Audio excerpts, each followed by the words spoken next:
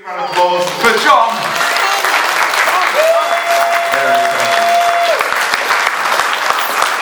You passed yourself that, John. This is good.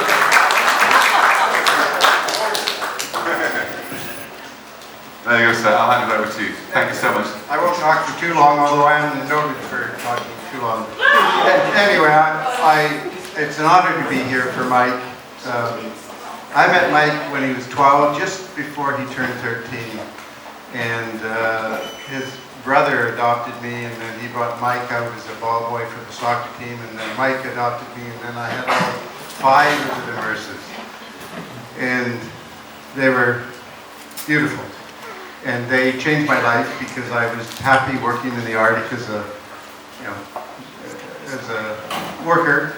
And then the Demerses adopted me, and then I ended up going into youth work. So they affected and impacted my life.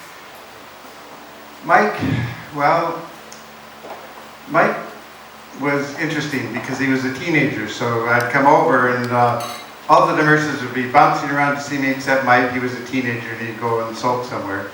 As teenagers do. And other times he'd come bounding over and give me a hug. But he remained in my life. And then when he was 14, he wrote me a letter from BC saying things weren't going very well in his life. And could I help him out? And so I moved back to Edmonton and lived with his mother and started high school and then quit. And then his mother had trouble with him, and so Mike moved in with me when he was 15. So from 15 to 18, Mike lived with me in a house in Edmonton, and he was like a son.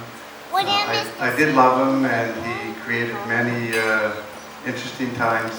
I do remember when he was 16 driving out to gigs in bars in small town Alberta where he probably shouldn't have been singing because he wasn't of age.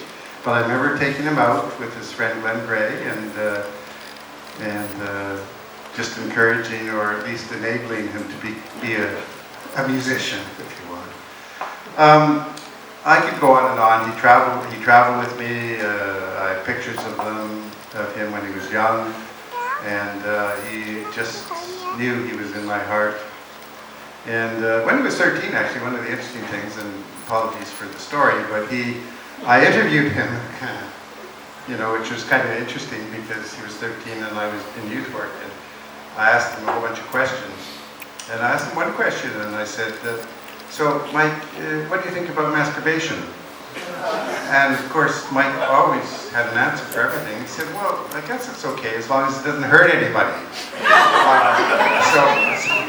So my class really had a good laugh at this interview. Anyway, I followed him throughout his life, and the last time I was able to see him, I came and stayed with him when he was in Vancouver, and it was so nice to be able to have some time with him. Saw the band The Lonely in Edmonton. That was my first time I'd seen him perform since probably Me and the Mosquitoes in Edmonton.